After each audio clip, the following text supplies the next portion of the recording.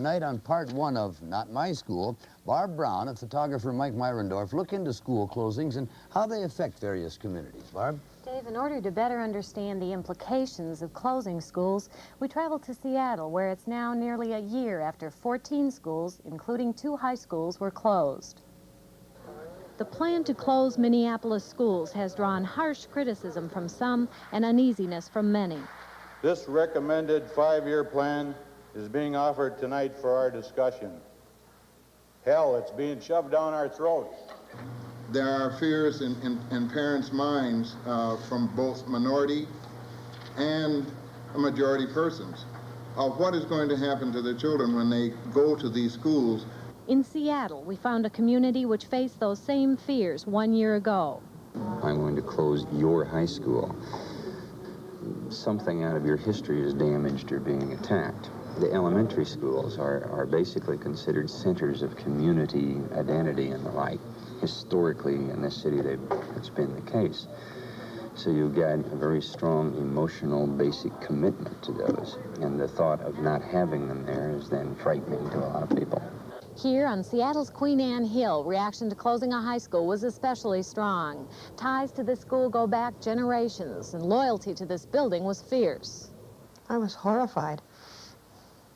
What would we do? They're going to ship my baby across town? No way. Alicia's son David would have been a senior at Queen Anne this year, and the 6th of 6 Walliser children to graduate from the school. But Queen Anne closed, and David must attend Franklin High.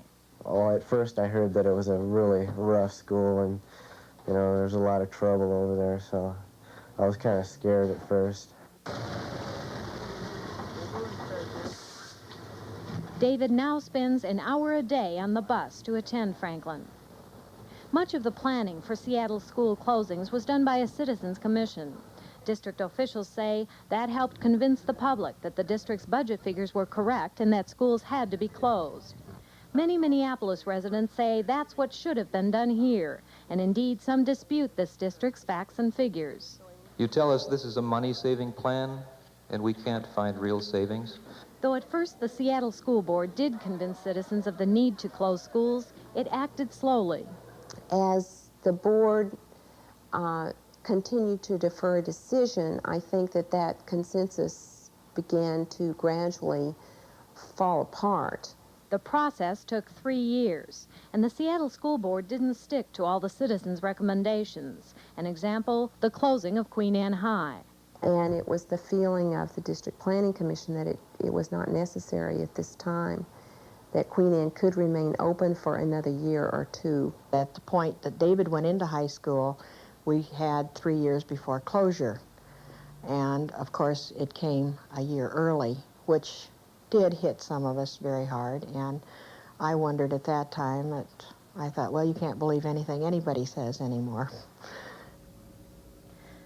How did the students, teachers, and parents adjust after the closings? Those are some of the questions we'll look into tomorrow night. Dave? Thank you, Barb. Miami tonight, millions of dollars worth of cocaine seized by authorities. We have a late report now from CBS News.